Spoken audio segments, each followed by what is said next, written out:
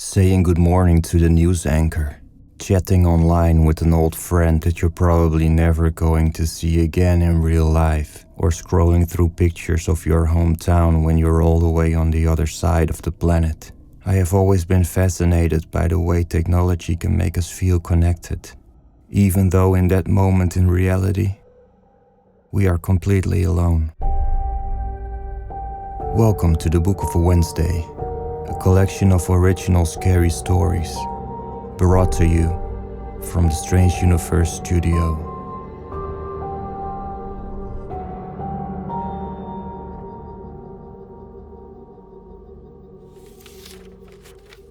I have been living by myself since I was 17. I went to a different town to go to college. I was excited to get out of my parents' house and get something to call my own. I was determined to make my dorm room nice and cozy, so I convinced my parents to come with me to a big furniture outlet to pick up new stuff, like a lot of new students do before they go off to college. I had saved up some money for a bed and a desk, and my mother lovingly agreed to buy the pillows and some blankets. She knew I liked to snuggle up on the couch with a warm blanket and a cup of tea. My new room was located in the west wing of the campus. A student that I met on orientation day told me that most new students sign up for the north or the east wing, because those are the ones closest to the cafeteria and the classes. If I wanted a room there, I better sign up quick, she explained. The west wing would be the last dorm filled with students every year. Therefore, the rooms were mostly occupied with students who were late with their application and nerds who liked the peace and quiet of the west wing to study. I guess I was a bit of both. I didn't mind the extra walk in the morning and after class. As soon as you left the main building, most of the students would turn left, while the west wing students would continue on walking down the park. It was nice. It gave me a chance to clear my head after a busy school day. Sometimes the students walking to the west wing would glance at each other. None of them were really social, so there were no long conversations. But still, the quiet walk and the quick looks we shot each other said enough. Hey, we are in this together, kind of feeling. Together, alone.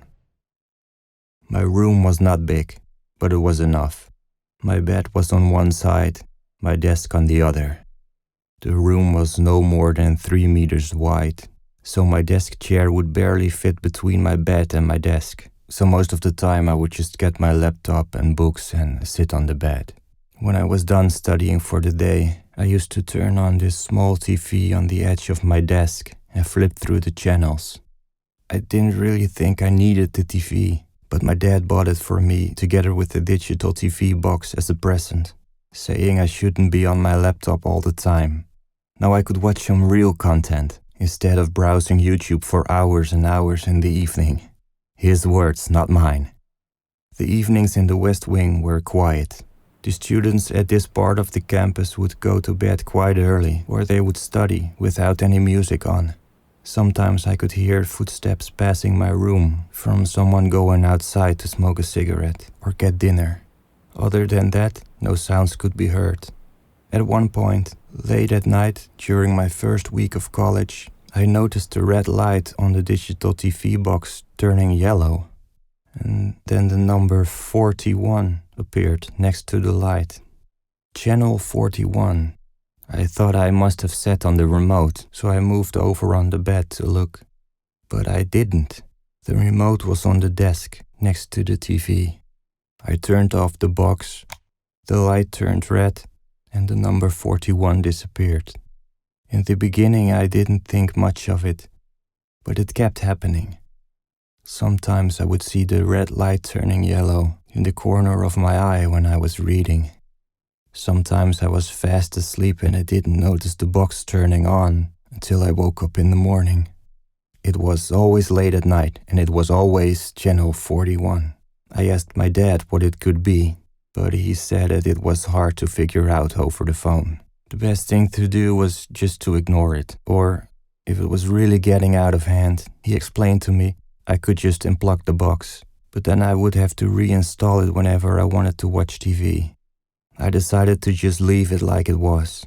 After all, it was just a yellow light, nothing more.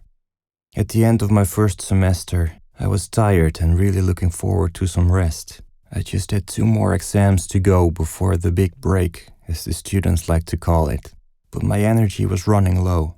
Sometimes I had to read a chapter 2 or even 3 times before I could actually focus and understood what it said. I studied till well past midnight, then I gave up and put my notes away.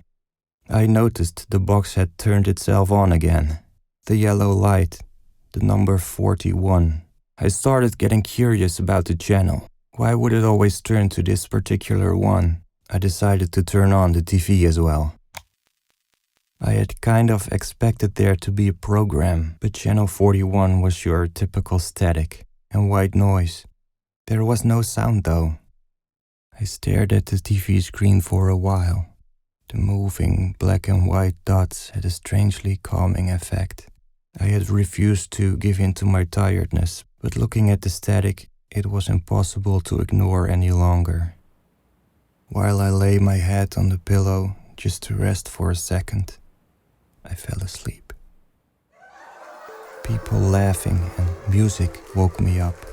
I looked at my door out of instinct, scared that someone might have come into my room.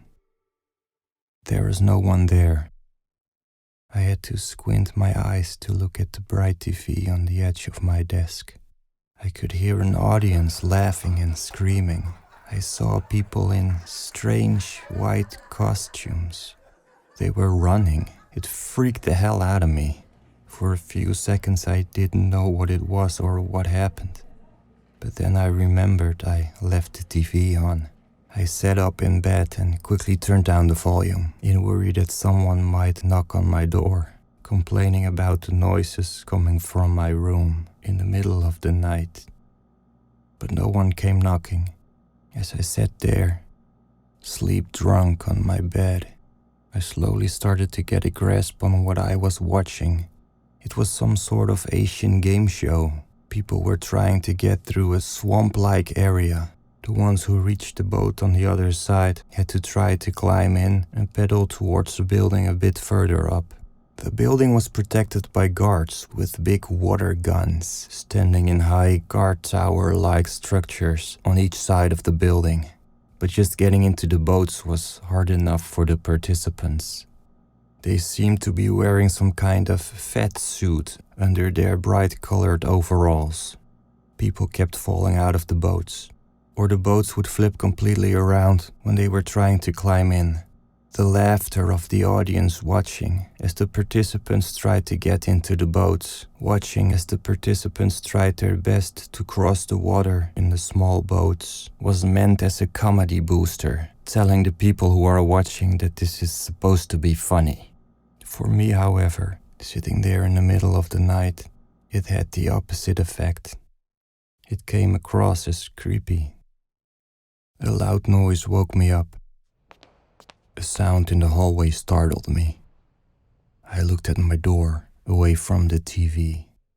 It sounded like footsteps, like someone running through the West Wing. Who would do that at this hour of the night? I tried my best not to think it, but the thought had already entered my mind. Should I go look? What if something was wrong? It's not as if they were drunk students having fun. That didn't happen here. After a few seconds, I was finally able to stand up. I wrapped my blanket around me and slowly walked towards the door. I held my breath as I stood there in the dark, pressing my ear against the door, trying to hear something. Some source for the sound I just heard. But there was nothing, no sound, except for the soft laughter coming from my TV. I remember opening the door slowly. I expected to see the hallway, which was always lit up by this terrible fluorescent light which was always on. Instead, I only found complete darkness on the other side of my door. I peeked my head out and did a quick scan of the hallway. But there was nothing there, literally nothing. I couldn't even see my neighbor's door. I started to genuinely freak out at this point. I closed my door and locked it with the deadbolt that I usually leave open. I sat down on my bed and stared at the TV. A guy in a red suit had made it to the top of the building and was cheering and screaming deliriously. Some credits rolled over the screen, too fast to read, and then the TV program ended.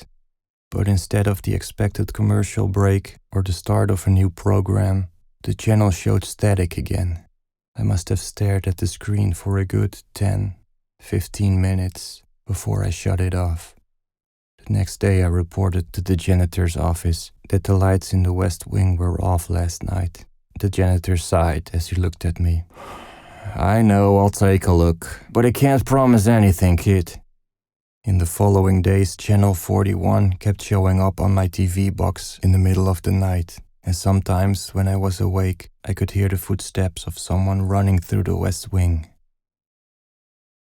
I thought I would have to learn to live with this happening without knowing what it was actually, until I heard this story in my history class the last day before the big break.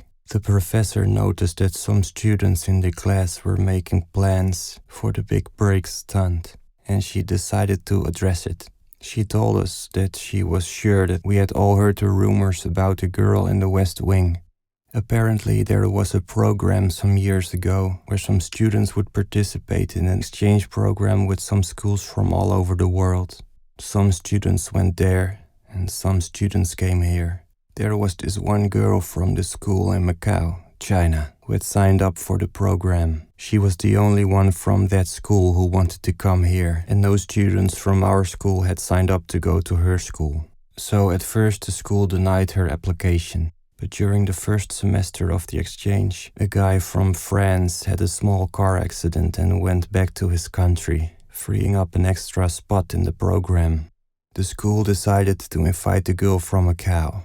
She was so excited to come to the US. She was a very happy and eager student, but she had some problems connecting to people.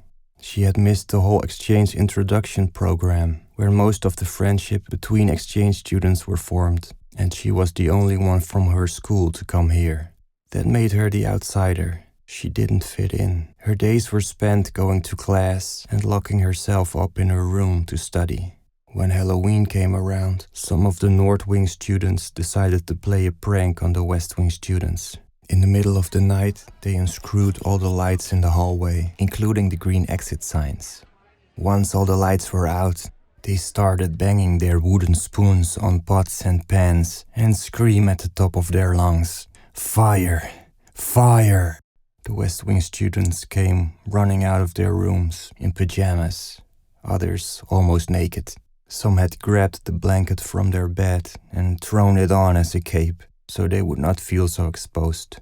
The West Wing students came running outside, where the rest of the school was waiting for them, laughing, taking pictures.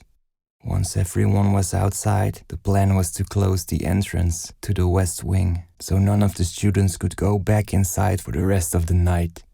But they didn't get the chance to finish the stunt. The exchange student had not been there long enough to know the layout of the building and find her way out in the dark.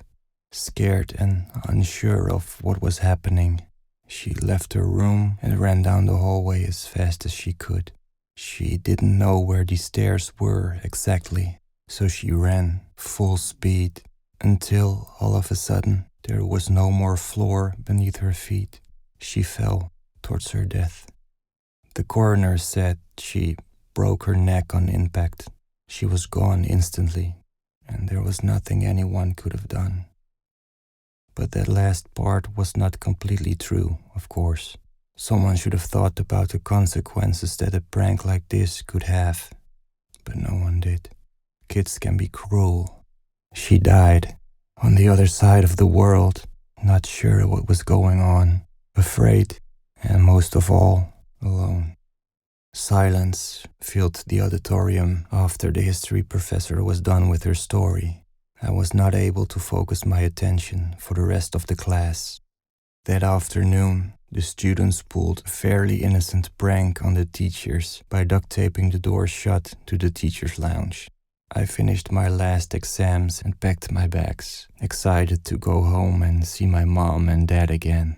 But I was also filled with a dark, heavy feeling since I had heard the terrible story of the West Wing prank. From that moment on, the light on my TV set had a different meaning. Even though I have no real evidence, I believe it's the foreign exchange student who died in the West Wing years ago.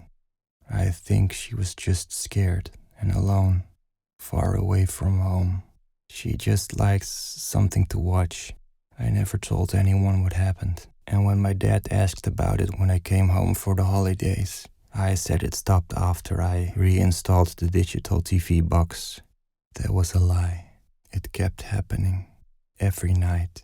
Sometimes I would just ignore it. Sometimes I would actually lay down my homework or stay up for the night, turn on the TV and watch the game show with her. I tried talking to her once when the other students were gone for the weekend. "You like the show, huh?" I tried, but I got no response. Even though it has been years since I graduated, I now live with my husband and we have a beautiful kid. I still leave the channel on 41 when we go to sleep. My husband thinks it has to do something with a weird superstition, and that's fine by me. Sometimes when I can't sleep, I go downstairs and sit on the couch with a cup of tea and a warm blanket, quietly waiting for the TV box to turn on. It has become sort of a ritual. Simply sitting, simply watching, simply being together. Alone. Hello there, and thank you for listening to the Book of Wednesday podcast. If you like more strange or scary stories, please visit the Strange Universe YouTube channel.